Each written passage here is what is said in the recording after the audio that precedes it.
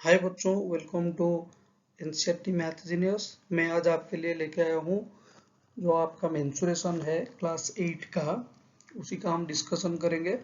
Mensuration का पहले हमने 11.1 डिस्कशन कर चुके हैं, अब 11.2 करेंगे। तो इसमें हम देखेंगे ट्रेपीजियम का एरिया और अदर जो क्वाड्रिलेटरल है उसका भी एरिया हम देखेंगे। जितने टाइप के आपके क्वाड्रिलेटरल है सबका एरिया हम देखेंगे, एरिया कैसे निकालते हैं।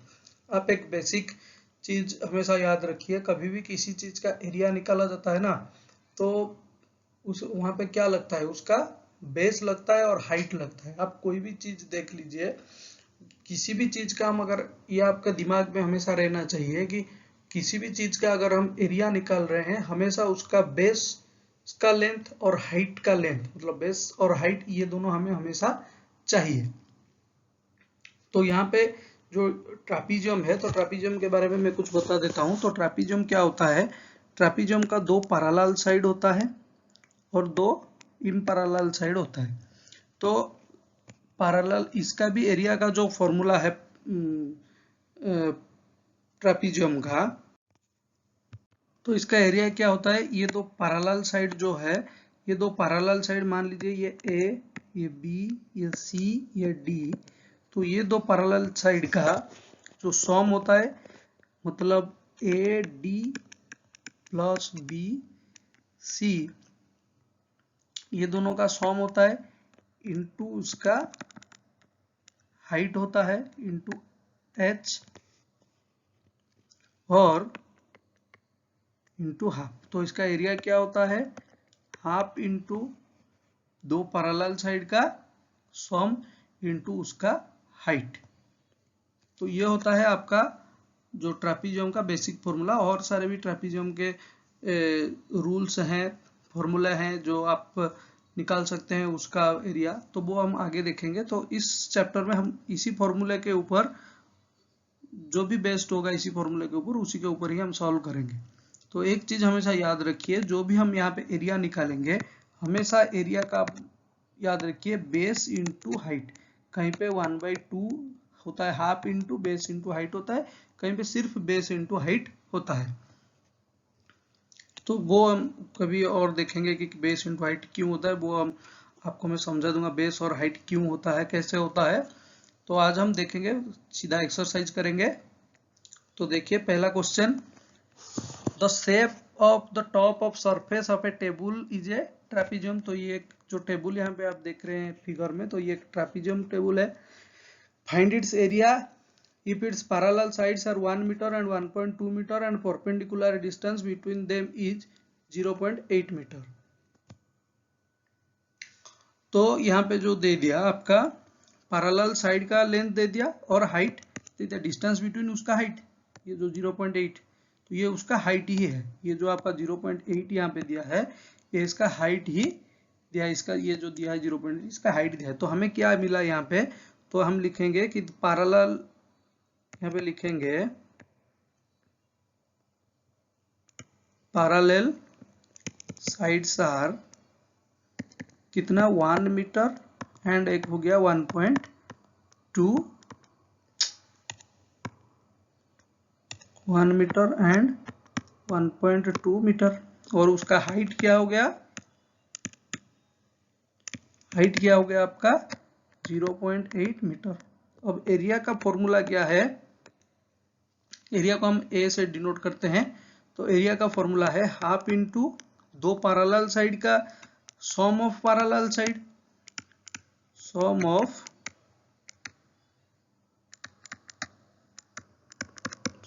Of parallel side into height. तो half into sum of parallel side क्या होगा? तो 1 metre plus 1.2 metre into height 0.8 metre. तो यहाँ पे आपने देखा कि ये हमने लिख लिया। तो यहाँ पे जो 2 है, मैं इसको काट सकता हूँ कि नहीं? इसके साथ 2 से काटूंगा तो ये 0.4 हो जाएगा। तो यहाँ पे क्या हो जाएगा? तो ये हो जाएगा 1 मीटर, ये प्लस 1.2 मीटर, तो ये क्या हो जाएगा? क्या आपका आ जाएगा 2.2 मीटर, सॉरी यहाँ पे आपका हो जाएगा ये 2.2 मीटर इंटू ये है 0.4, तो 0.4 मीटर। तो इसको मैं ऐसे लिख सकता हूँ 22/10, क्योंकि एक डेसिमल के बाद एक ही नंबर था, तो यहाँ पे 10 आएगा और इंटू यहाँ पे क्या आएगा 4/10, numerator into numerator, denominator into denominator. तो ये हो जाएगा 22 into 4 divided by 100, 10 into 10 100, that is equal to 88/100। इसको मैं लिख सकता हूँ क्या 0.88। तो मीटर इंटू मीटर था, तो यहाँ पे हो जाएगा मीटर स्क्वायर। तो आपका जो ट्रापीजियम का एरिया निकला वो निकला 0.88 मीटर स्क्वायर। तो ये हो गया आपका पहला क्वेश्चन। तो चलिए हम चलते हैं नेक्स्ट क्वेश्चन को। The area of trapezium, second question दिया है, the area of trapezium is 34 centimetre square and the length of one of the parallel side is 10 centimeter and its height is 4 centimeter. Find the length of the other parallel side. तो हमेशा आप एक चीज ध्यान में रखेंगे कि अगर आपको किस चीज मैथ में कोई भी चीज आपको निकालने के लिए दे रहा है, उसका एरिया हो, उसका पेरीमीटर हो, किसी का परसेंटेज हो, किसी का प्रॉफिट हो, किसी का लॉस हो, तो जो भी, तो यहाँ पे अगर आप देखेंगे तो यहाँ पे आपको एरिया निकालने के लिए कह रहा है, और एरिया निकालने के लिए हमेशा आपको तीन चीजें चाहिए। एक उसका हाइट चाहिए और दो पैरेलल साइड चाहिए। मान लीजिए ए और बी, ये दो पैरेलल साइड चाहिए, और हाफ तो है। तो हमेशा आप देखेंगे कि वो कुछ चीज दिया होगा, मतलब मान लीजिए ए दिया है, बी के बारे में हिंट्स दिया होगा डायरेक्टली। बी पहला क्वेश्चन था इसलिए डायरेक्टली दे दिया। तो बी के बारे में हिंट्स दिया होगा और पूछ रहा होगा कि हाइट एरिया क्या है, या एरिया दे दिया होगा, इन दो तीनों में से किसी एक के बारे में पूछेगा। तो ऐसा ही क्वेश्चन आता है। तो आपको वो हिंट को समझना है कि इस हिंट से मेरा क्या निकलेगा। यहाँ पे तो इजी क्वेश्चन दिया है, क्वेश्चन नंबर 2, कि एरिया ऑफ द ट्रापीजियम, एरिया दे दिया, तो हम लिखेंगे यहाँ पे। तो एरिया मुझे मिला क्या, तो एरिया मिला मुझे 34 मीटर स्क्वायर। तो एरिया मुझे मिल गया 34 मीटर स्क्वायर, और वो कह रहा है कि one of the parallel side, तो जो भी दो पैरेलल साइड होता है उसमें से एक पैरेलल साइड, तो वन पैरेलल साइड क्या होता है,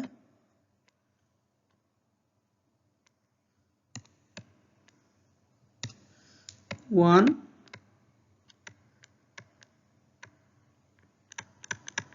पैरेलल साइड,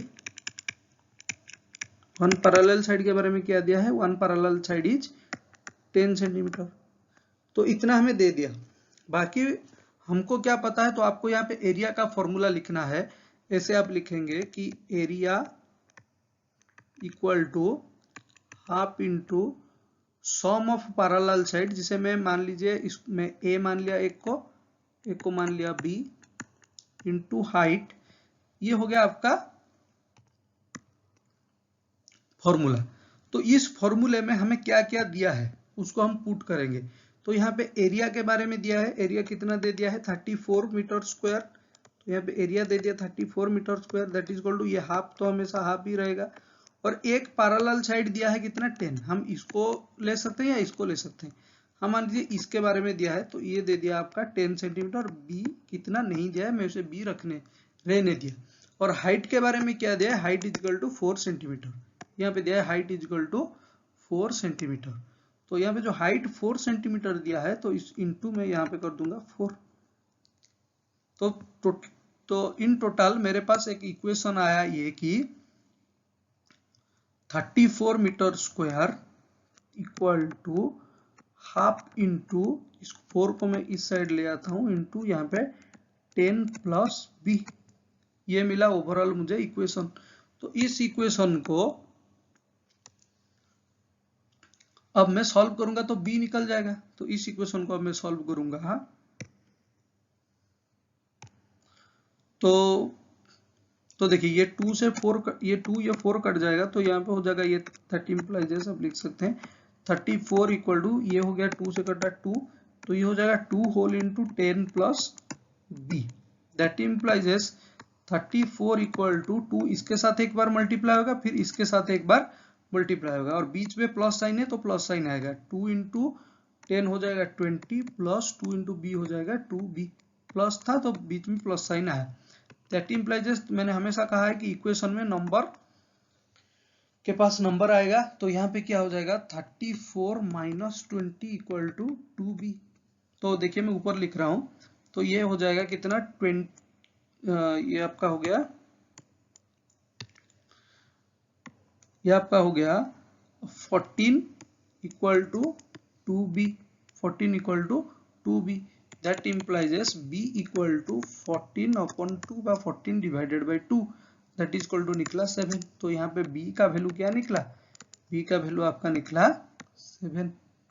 b का वैल्यू क्या निकला, b का वैल्यू आपका निकला 7। तो b वो क्या पूछा था, find the length of the other parallel side, तो अदर पैरेलल साइड को हमने यहाँ पे b माना था, b माना था, यहाँ पे देखिए यहाँ पे b माने थे, तो इस b का वैल्यू निकला यहाँ पे 7। तो अदर, तो आंसर इसका क्या हो जाएगा, आंसर हो जाएगा 7।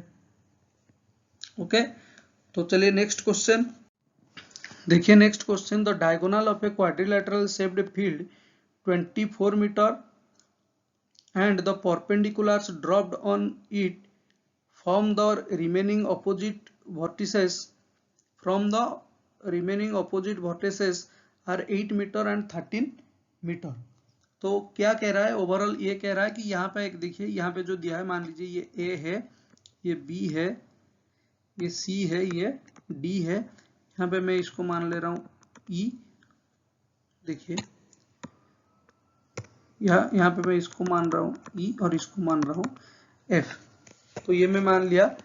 तो अब क्या दिया है, तो देखिए यहाँ पे जो ए बी एक क्वाड्रिलेटरल है, इस क्वाड्रिलेटरल को वो डिफाइन नहीं किया है कौन सा क्वाड्रिलेटरल है, लेकिन इसका एरिया पूछ रहा है। मैंने हमेशा कहा है कि अगर किसी भी चीज का एरिया पूछ रहा है तो आपका बेस और हाइट आपको पता होना चाहिए। तो यहाँ पे देखिए बेस और हाइट तो ऐसे नहीं दिया कि इसका बेस ये है, लेकिन बेस और हाइट के बारे में हमें थोड़ा थोड़ा कुछ यहाँ पे जानकारी मिल रहा है कि अगर मैं ए बी सी को एक ट्रायंगल मान रहा हूं, तो बी सी हो जाएगा उसका बेस और ए ई हो जाएगा उसका हाइट, और बी सी डी को अगर मैं मान रहा हूं एक ट्रायंगल, तो उसका बेस हो जाएगा फिर से बी सी और उसका हाइट हो जाएगा आपका सी या पे डी एफ, यहाँ पे जो ये जो एफ था ये हो जाएगा डी एफ। तो समझ में आया कि नहीं। तो यहाँ पे जो क्वाड्रिलेटरल था इसको हमने दो ट्रायंगल में डिवाइड कर दिया। दो ट्रायंगल में इसलिए डिवाइड किया, अगर इस ट्रायंगल के ऊपर वाले ट्रायंगल के साथ नीचे वाले ट्रायंगल का एरिया में ऐड कर दूंगा तो पूरा जो क्वाड्रिलेटरल है उसका एरिया आ जाएगा, तो इसलिए मैं इसको डिवाइड कर दिया। तो आप इसको जब आप क्वेश्चन आपके कॉपी में लिखेंगे तो लिखेंगे कि इसका नेमिंग कर देंगे ए बी, उल्टा लिया ए बी सी डी, इसको मान लीजिए ई और इसको मान लीजिए एफ। तो आप ऐसे लिखेंगे कि एरिया ऑफ, पहले ऐसे लिखेंगे area of quadrilateral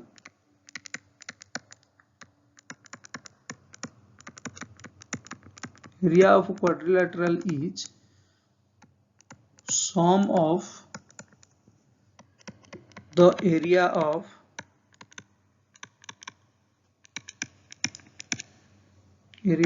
the two triangles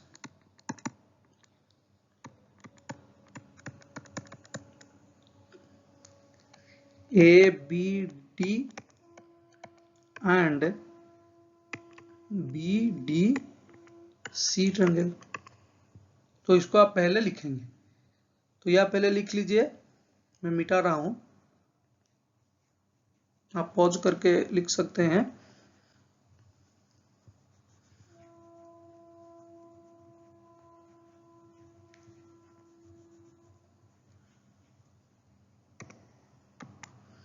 तो यहाँ पे तो हम पहले क्या निकालेंगे, यहाँ पे निकालेंगे area of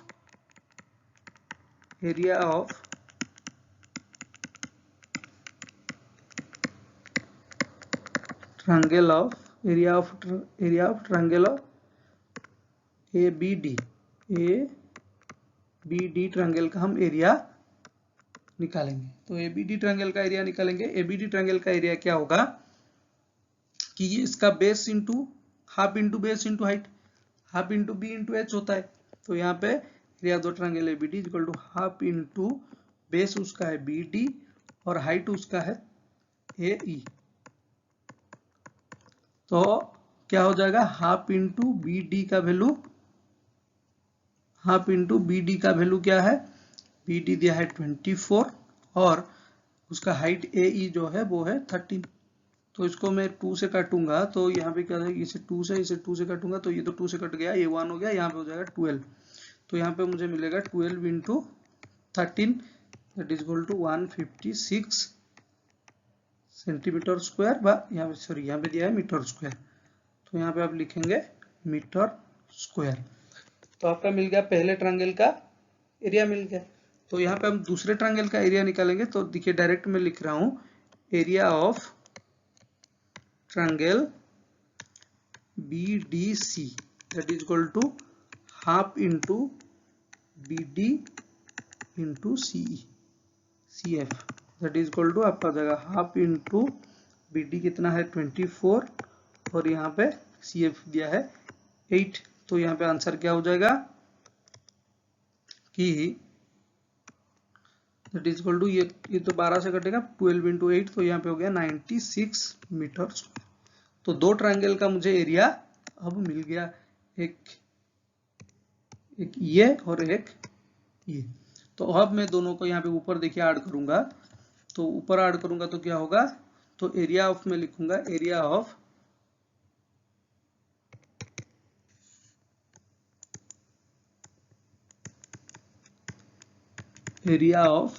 quadrilateral equal to ये दोनों का, तो यह हो जाएगा 156 plus 96 that is equal to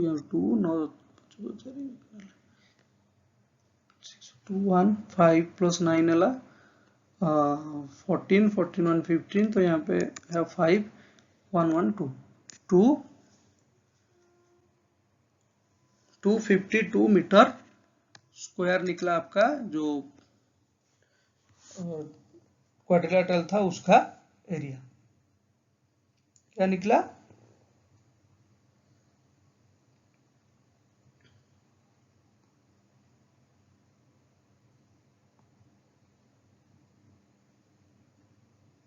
तो यहाँ पे क्वेश्चन नंबर 4 का आंसर आपका निकला क्या,